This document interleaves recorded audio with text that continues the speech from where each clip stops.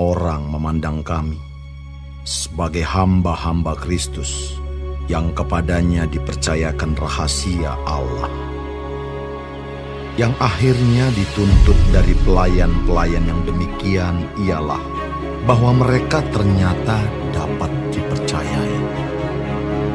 Bagiku sedikit sekali artinya entahkah aku dihakimi oleh kamu atau oleh suatu pengadilan manusia. Malahan diriku sendiri pun tidak kuhakimi. Sebab memang aku tidak sadar akan sesuatu, tetapi bukan karena itulah aku dibenarkan. Dia yang menghakimi aku ialah Tuhan. Karena itu, janganlah menghakimi sebelum waktunya, yaitu sebelum Tuhan datang. Ia akan menerangi juga apa yang tersembunyi dalam kegelapan, dan ia akan memperlihatkan apa yang direncanakan di dalam hati. Maka tiap-tiap orang akan menerima pujian dari Allah.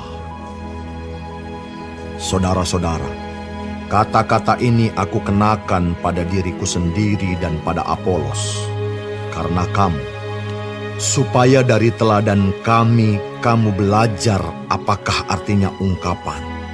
Jangan melampaui yang ada tertulis, supaya jangan ada di antara kamu yang menyombongkan diri dengan jalan mengutamakan yang satu daripada yang lain.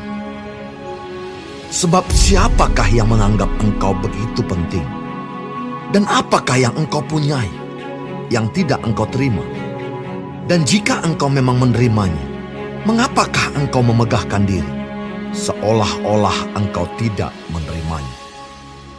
Kamu telah kenyang, kamu telah menjadi kaya. Tanpa kami, kamu telah menjadi raja.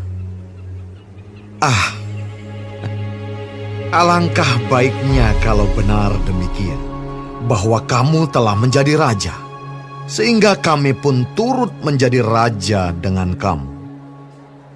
Sebab menurut pendapatku, Allah memberikan kepada kami, para rasul, tempat yang paling rendah, sama seperti orang-orang yang telah dijatuhi hukuman mati. Sebab kami telah menjadi tontonan bagi dunia, bagi malaikat-malaikat, dan bagi manusia. Kami bodoh oleh karena Kristus, tetapi kamu arif dalam Kristus. Kami lemah, tetapi kamu kuat. Kamu mulia, tetapi kami hina. Sampai pada saat ini kami lapar, haus, telanjang, dipukul, dan hidup mengembara. Kami melakukan pekerjaan tangan yang berat. Kalau kami dimaki, kami memberkati. Kalau kami dianiaya, kami sabar. Kalau kami difitnah, kami tetap menjawab dengan ramah. Kami telah menjadi sama dengan sampah dunia, sama dengan kotoran dari segala sesuatu, sampai pada saat ini. Hal ini kutuliskan bukan untuk memalukan kamu, tetapi untuk menegur kamu sebagai anak-anakku yang kukasihi. Sebab sekalipun kamu mempunyai beribu-ribu pendidik dalam Kristus, kamu tidak mempunyai banyak bapa. Karena akulah yang dalam Kristus Yesus telah menjadi bapamu oleh Injil yang kuberitakan kepadamu. Sebab itu aku menasihatkan kamu, turutilah teladanku.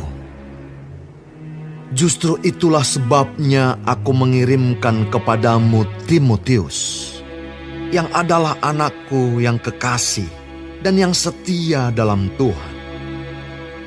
Ia akan memperingatkan kamu akan hidup yang kuturuti dalam Kristus Yesus, seperti yang kuajarkan di mana-mana dalam setiap jemaat. Tetapi ada beberapa orang yang menjadi sombong, karena mereka menyangka bahwa aku tidak akan datang lagi kepadamu. Tetapi aku akan segera datang kepadamu, kalau Tuhan menghendakinya. Maka aku akan tahu, bukan tentang perkataan orang-orang yang sombong itu, tetapi tentang kekuatan mereka. Sebab kerajaan Allah bukan terdiri dari perkataan, tetapi dari kuasa. Apakah yang kamu kehendaki? Haruskah aku datang kepadamu dengan cambuk, atau dengan kasih, dan dengan hati yang lemah lembut?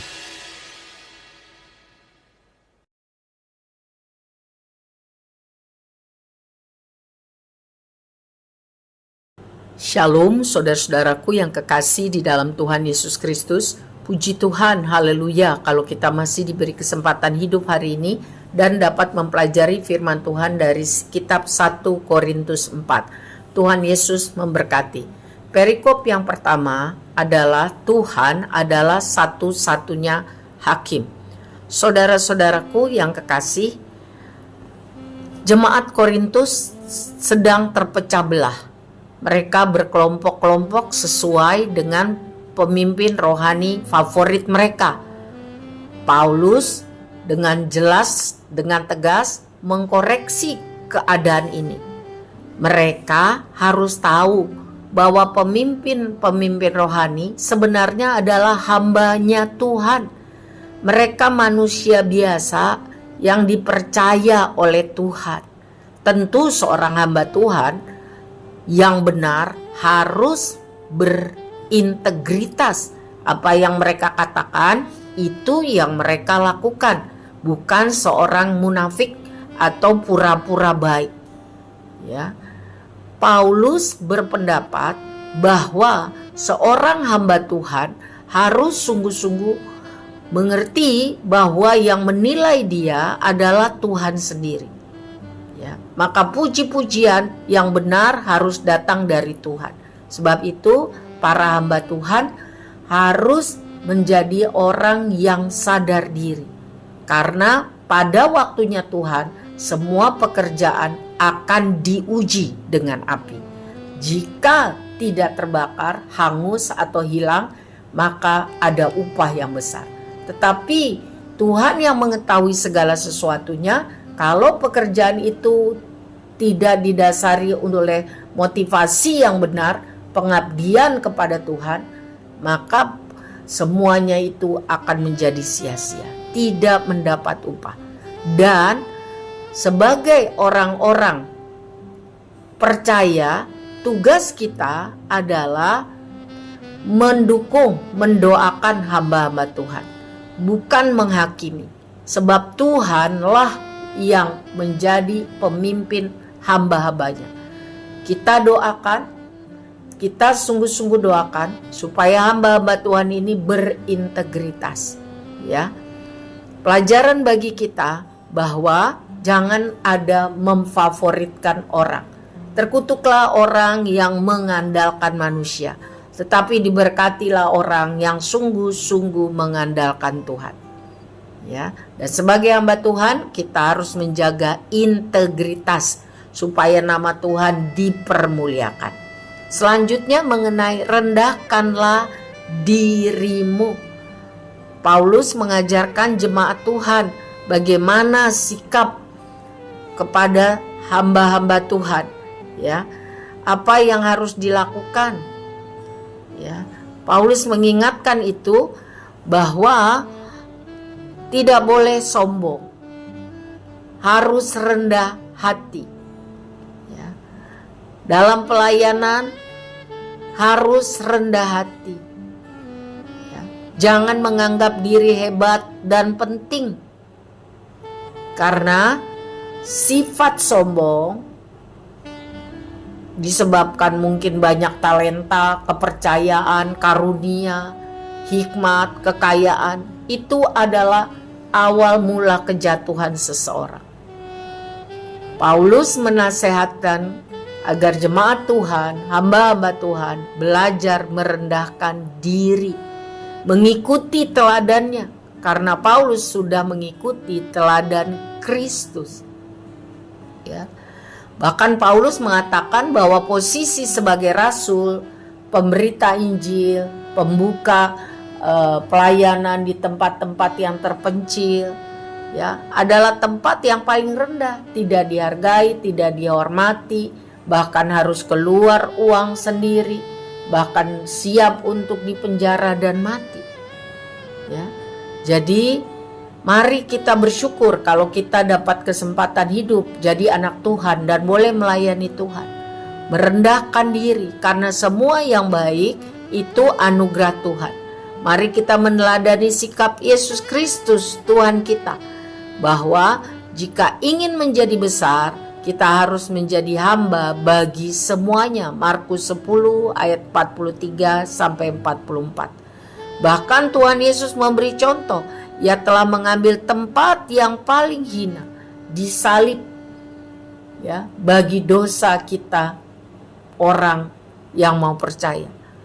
Dia bukan penjahat, tapi dia harus mati disalib di tempat yang paling hina, supaya kita yang lemah dikuatkan, yang hilang pengharapan menjadi kuat di dalam Tuhan, yang seharusnya mati dalam dosa diselamatkan. Jadi mari kita mengikuti teladan Tuhan Yesus, ya, untuk hidup merendahkan diri. Jangan ada kesombongan karena apapun, sebab ingat, semua yang baik itu datangnya dari Tuhan. Tuhan Yesus memberkati.